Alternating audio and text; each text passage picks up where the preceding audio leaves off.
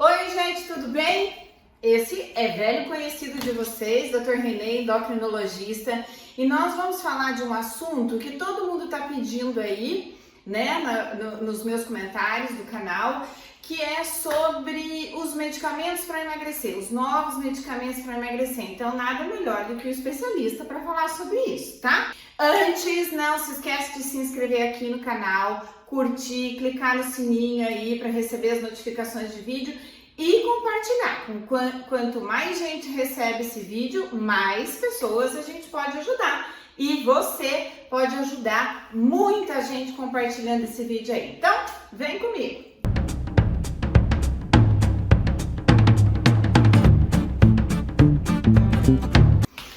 Gente, quando a gente fala de obesidade, vários vídeos eu já fiz, falo no meu stories ali do Instagram. Não se esquece de me seguir no Instagram, tá aí na tela, e o Instagram do Dr. Renê também, tá? Lá tem coisas que eu não falo aqui no YouTube e vou falar lá no Instagram pra vocês, tá? Gente, então quando eu falo de obesidade, fiz vários vídeos sobre isso falando, a gente diz que a obesidade é uma doença que precisa ser bem diagnosticada, porque ela não é uma doença só de um fator. E normalmente as pessoas acham assim, é só parar de comer. E não é bem assim, a gente sabe que é uma doença que precisa de uma equipe para ser tratada, né? E às vezes nem sempre é simplesmente parar de comer, a gente tem vários fatores. Tem a compulsão alimentar, tem o fator genético, tem o sedentarismo, então inúmeros fatores que a gente tem que trabalhar. E se precisar de ajuda sim, tem gente que precisa de medicamentos sim, e nós vamos falar sobre isso, porque sempre foi muito preocupante essa questão de tomar remédio para emagrecer. Vocês lembram que as pessoas falavam assim, nossa, fulano tomou remédio para emagrecer e engordou o dobro, tá? Mas, lógico que medicamento para emagrecer sozinho não adianta nada, precisa isso fazer com acompanhamento médico e nutricional. Dr. Renê, fala aí para nós dos medicamentos. Bom, primeiro eu gostaria de fazer uma passada sobre os medicamentos para obesidade. A gente já viveu várias épocas no país. Tivemos uma época em que nós tínhamos os derivados anfetamínicos, Femproporex, Mazindol, Dietilpropiona. Eram medicamentos fortíssimos, emagreciam bastante, mas davam muita boca seca, nervosismo, irritabilidade e foram retirados do mercado. Não só no Brasil, como na maior parte dos países do mundo. Isso não vende mais, né, doutor? Não vende mais. Esses eram os medicamentos que a gente chamava de inibidores do apetite. Você não tinha fome nenhuma para comer, tá? Mas isso não trazia benefício nenhum.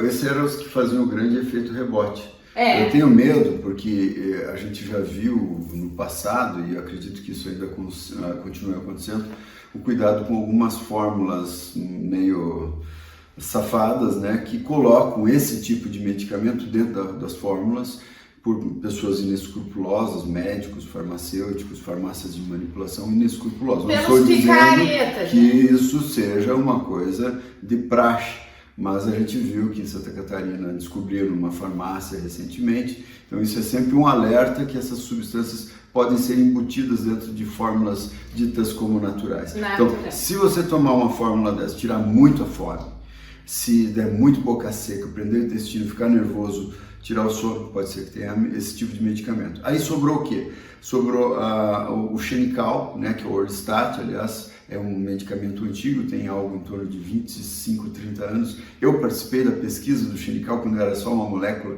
no Hospital das Clínicas em São Paulo. O Brasil ainda detém a patente, né? A gente pode utilizar a sibutramina, não a patente, mas o direito de uso. Praticamente só o Brasil que ainda utiliza. É um medicamento razoável, eu acho que ele vai ser relegado ao segundo plano, porque agora chegou um outro que ele pode fazer hipertensão, ele pode ter alguns efeitos relacionados com arritmia, então tem que tomar cuidado em alguns pacientes de risco.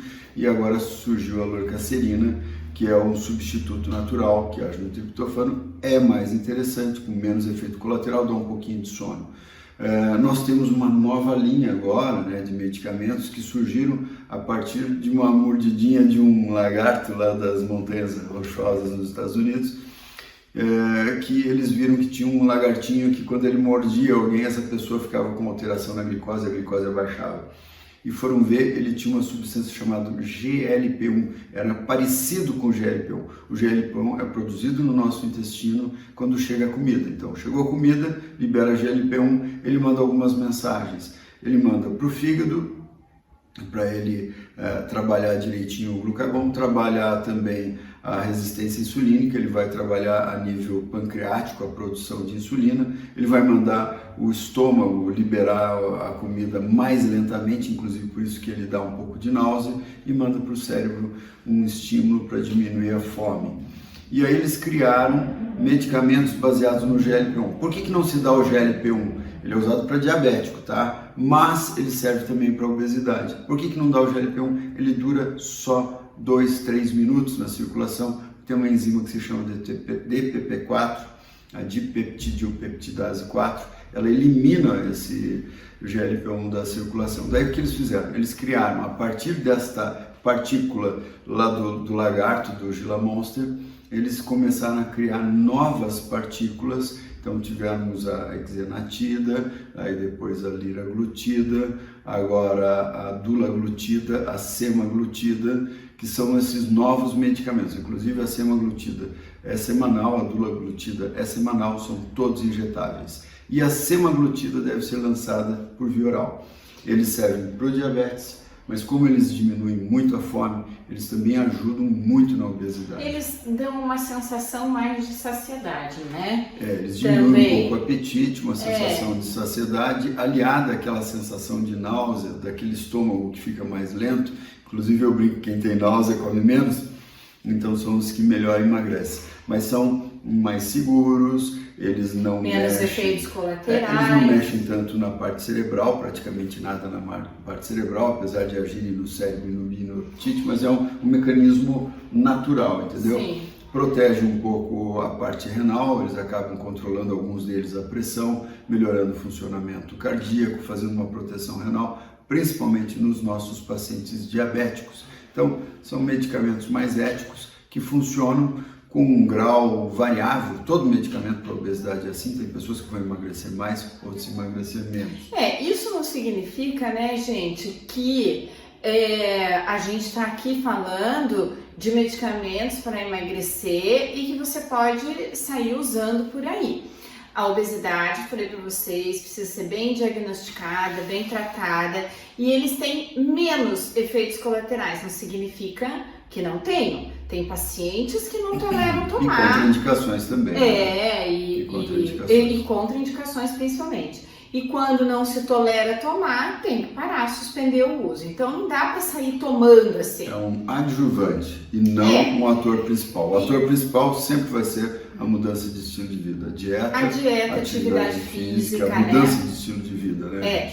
Só a única coisa que o medicamento vai fazer aí é te ajudar a você ter um comportamento melhor em relação à comida e aproveitar esse momento para aprender a comer e você sair da vida sedentária que você deve ter, né? Que a gente tem que fazer déficit calórico e gastar caloria, a gente precisa manter um corpo ativo, criar massa muscular para que seu metabolismo seja cada vez mais acelerado, você consuma energia da nossa máquina que é o corpo, né? Para isso você vai ter que se movimentar. E aí também existe a questão de compulsão alimentar, que os pacientes relatam que às vezes são muito ansiosos. E aí é uma outra linha de medicamento, mas que daí a gente vai falar num outro vídeo para vocês, tá legal? Então, medicamentos para emagrecer, os novos são mais seguros, não existem mais aqueles antigos e eles são adjuvantes, que nem diz o Dr. René, não é a estrela da peça, né? Então é aprender a comer, é sair do lugar, se movimentar, ir para academia, ganhar massa muscular e aí você aproveita esse momento que você está tomando o medicamento para conseguir os seus objetivos e aprender tudo isso, que é um caminho, não é fácil, mas é possível, né, doutor René? Com certeza. Então tá bom, gente, a gente vai ficar por aqui, a semana que vem a gente volta. Beijo! Boa sorte.